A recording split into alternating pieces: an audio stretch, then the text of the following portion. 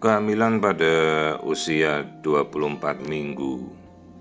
Ini masa saat kita melakukan pemeriksaan screening pada trimester kedua. Dan kali ini kita akan mengulas, kebetulan mendapat kesempatan untuk mengulas alat generasi terbaru dari USG, ultrasonografi, dari Voluson tipe E22 series. Ini adalah generasi terbaru dari alat USG yang cukup sophisticated ya. Namun tetap kita kembali pada kemampuan kita dalam mengoperasionalkannya, juga terhadap kompetensi yang kita miliki ya. Jadi ini kondisi kehamilan pada usia 24 minggu. Nah, si ibu datang dari jauh juga, ini dari Manado katanya. Melakukan pemeriksaan screening dan kita melihat janin, ini kelihatan wajahnya. Tapi dari awal kita amati semua dulu keseluruhan ya. Jangan mulai dari muka dulu, tapi kita lihat secara utuh.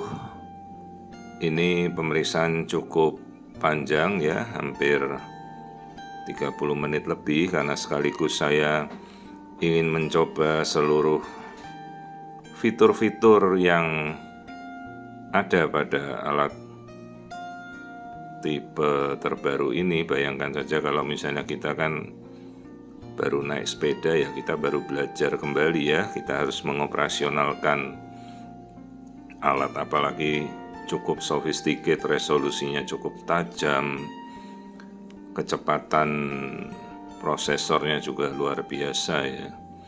Apalagi dipadu dengan sekarang sudah ada teknologi artificial intelligence, kita bisa memperhalus wajah, dan beberapa penelitian yang sudah saya publikasikan di jurnal-jurnal ilmiah mengulas tentang artificial intelligence dalam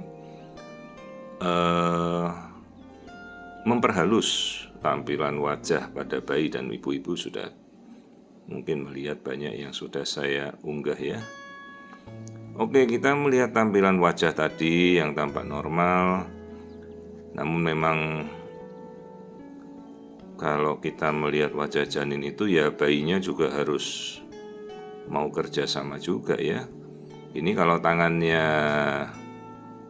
nutupin muka begini ya nggak bisa kita lihat.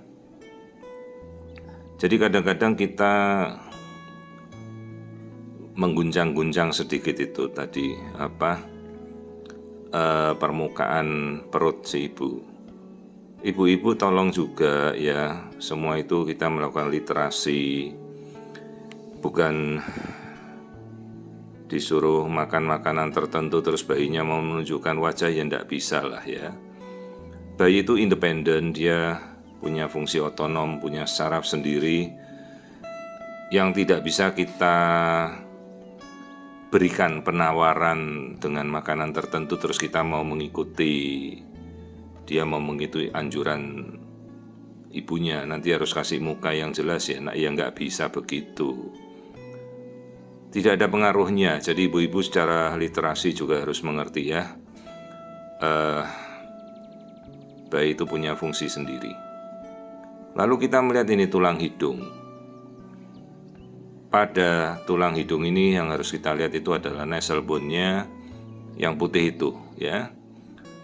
Lekuk kecil warna putih lanjutan dari tulang bagian dahi atau jidatnya bayi itu ya.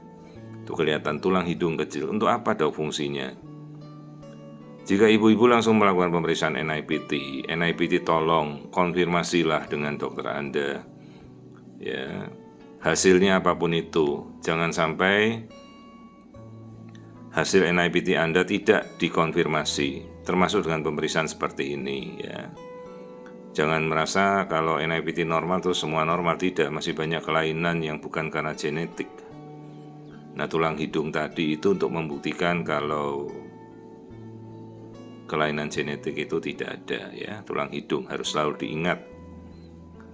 Terus apa yang mau kita lihat ini? Kita mau lihat bagian dalam struktur otak.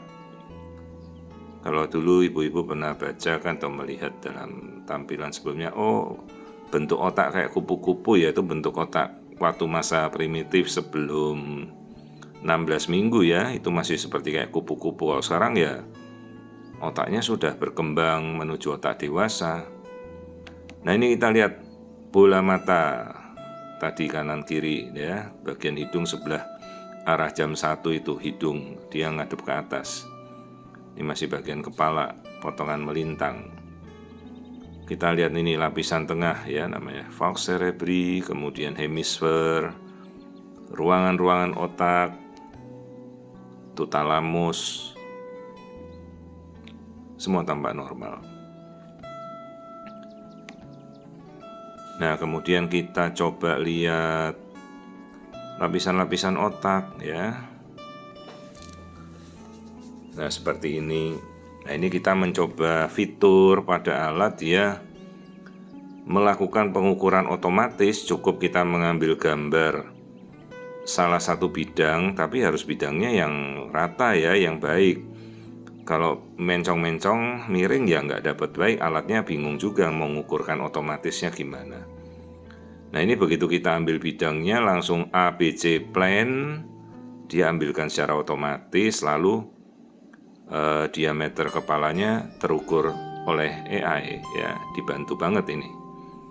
Tapi tetap harus mendapatkan bidang yang baik. Nah ini saya sambil jalan ya, sambil lakukan kalau ada pose yang bagus ya dari wajah bayi kita ambil sebentar. Nih belum mau, dia tangannya masih nutupin, kadang-kadang sekali-sekali turun gitu. Jadi ingat, tidak ada pengaruh makanan-makanan apapun yang membuat seolah-olah nanti kalau makan jenis tertentu terus bayinya mau ngajak lihat muka. Jangan percaya ya, tolong itu kita harus benar-benar berliterasi. Bayi adalah punya fungsi otonom sendiri, nggak bisa kita bujuk-bujuk ya. Dan kalaupun tidak bisa melihat ya, kita yang harus bermanuver dengan probe atau alat probe untuk ngambil gambar itu ya. Nah ini saya lagi ngetes pencahayaan, jadi teknologi ini bisa memberikan sinar, bukan sinar ya, di dalam tidak ada senternya. Jadi mode atau alat ini bisa menampilkan sumber light source, seperti kita tuh nyenterin bayi, bukan pakai senter dari luar, nggak boleh, bayi nggak boleh di senter-senter. Jadi alat ini menghasilkan fungsi elektronik seperti kita memberikan sumber cahaya, yaitu kan dari elektroniknya saja ya, computerized. Tapi saya lebih senang itu yang fase naturalnya saja sudah cukup ya. Nah kemudian kita melihat jantung. Nah ini kita jantung dalam posisi memanjang atau longitudinal. Tuh lihat tulang belakangnya ya, seolah-olah jadi bayi ngadep ke atas, lagi baring begitu. Saya mau ngelihat jantung dari samping. Ini yang saya tunjuk batas, itu lambung yang hitam itu. Nah yang atas berdetak jantung.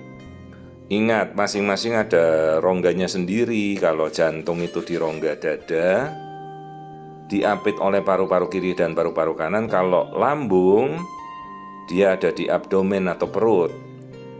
Nah perbatasan yang membatasi itu namanya diafragma.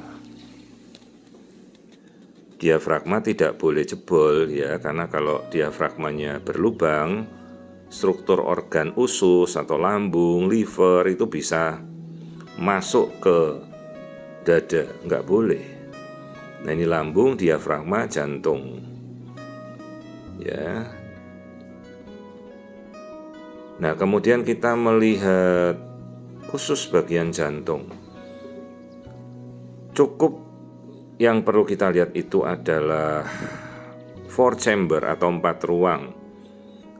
Ayo kembali kita ingat pelajaran masa kecil IPA ya, itu ada 4 ruang, 2 serambi, 2 bilik. Ibu-ibu bisa tanyakan pada dokter Anda ya, Dok, itu 4 ruangnya, coba dihitung. Nah 1, 2, 3, 4 kan kelihatan jelas. Dan kita bisa melihat sudut jantung ya. Jadi ada juga jantung manusia itu arahnya pindah, yang harusnya ke kiri dia pindah kanan, letaknya di tengah bergeser ya, istilahnya dextrokardi. Maka kita harus tahu sumbu jantung atau aksis jantung ya, antara sudutnya itu harus sekitar di bawah 60 derajat, dia nyerong ke arah samping. Jadi ada puncak jantung namanya apex cordis, itu ada di bilik kiri. Jadi kalau kita taruh ujung jari kita misalnya ngerasakan di mana sih jantung kita berdegup paling kencang, itu arahnya mengarah ke dada sebelah kiri ya. Jadi ini aksisnya normal, aksis atau sumbu jantung. Kalau aksisnya melebar atau arahnya menyerong, artinya arah sumbu jantung bisa berubah, hati-hati, mungkin ada kelainan posisi jantung ya. Ini masih bayi ya, bayi dalam kandungan, kita bukan bicara orang dewasa. Ini bayinya. Nah ini yang saya tunjuk lambung.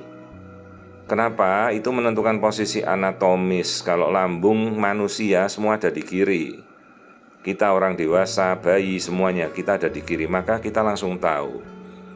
Ini yang saya tunjuk adalah jantung kiri. Jadi separuh-separuh itu, ini jantung kiri, berarti sebelahnya kan jantung kanan ya. Lihat itu ada klepnya jantung, klep kiri dan klep kanan. Kalau yang kiri namanya katup mitral, kalau yang itu yang kanan itu namanya katup tricuspid. Nah ini ruangan-ruangan jantung ya. Terus ini ada bagian yang membuka, hanya itu bukan bocor, itu memang terbuka hanya dalam masa dalam kandungan. Itu namanya foramen ovale. Ya ibu-ibu ya cukup tahu aja, ini dokter Anda yang harus melihat. Bukan jantungnya bocor Bu, bukan, itu memang alami ya dok, itu selama dalam kandungan begitu. Nanti begitu anak ibu nangis langsung dia nutup secara otomatis berubah jadi aliran jantung dewasa. Yaitu namanya foramen ovale. Ya, terus lanjut kita.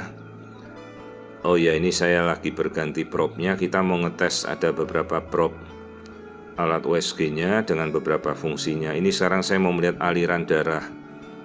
Tajam sekali ya, aliran darahnya bagus sekali. Ini kalau kita sedang demo pada acara kongres, kadang-kadang bayi dalam posisi seperti ini, aduh menyenangkan sekali untuk kita belajar ya. Ini aliran darah jantung namanya 3 vessels. Ini ibunya kebetulan dokter nih, jadi kita sambil tanya-tanya, dia suami istrinya dokter, jadi kita pas masih ingat nih bapak ibunya ini.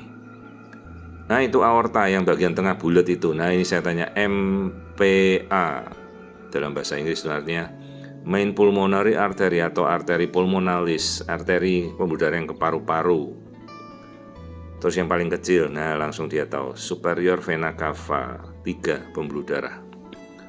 3 vessel view.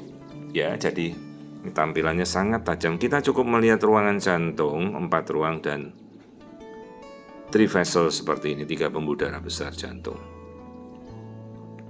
Jadi kalau kita udah ada seperti ini tuh 80% kelainan jantung itu kita sudah singkirkan. Ya kembali ini ke 4 chamber, saya masih bagian jantung karena ini bayinya benar-benar ngajak kerjasama untuk dilihatkan ya. Kebetulan kita lagi menguji coba alat yang terbaru tipe E22 series dari Voluson. Tajam sekali alatnya untuk kita bisa melihat tampilan jantung. Nah ini bahkan kita bisa melihat arah aliran darah ya, dengan feature namanya graphic flow. Aliran darah masuk keluarnya tuh kelihatan jelas. Kalau merah tuh fase sistolik, dia masuk. Kalau biru dia diastolik. Ini ditambah dengan kita bisa melihat arah-arah panah.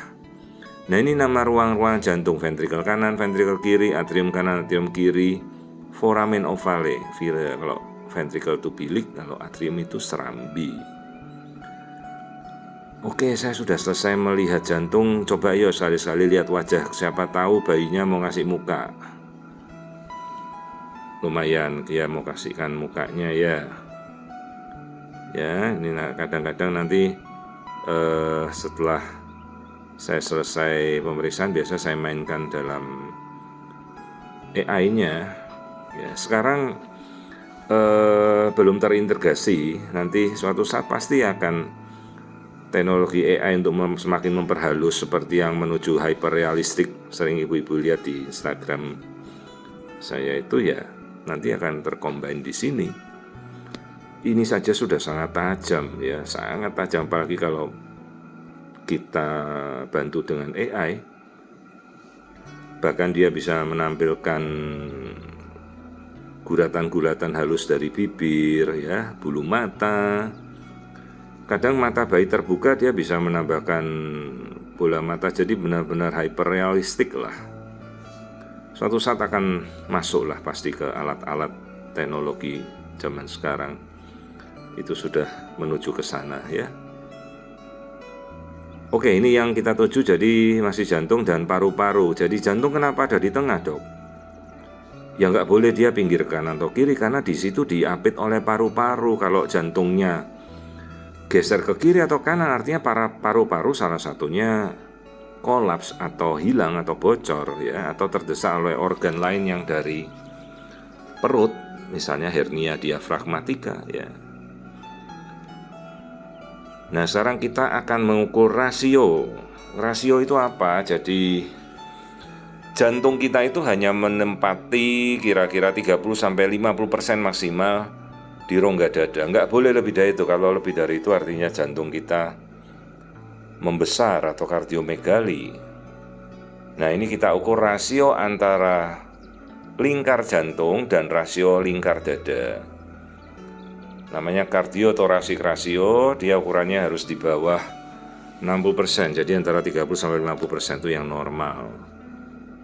Jadi kasus-kasus kardiomegali itu bisa pada kasus-kasus infeksi, toksoplasma, bayi yang anemia, bayi yang growth restriction, kurang gizi ya.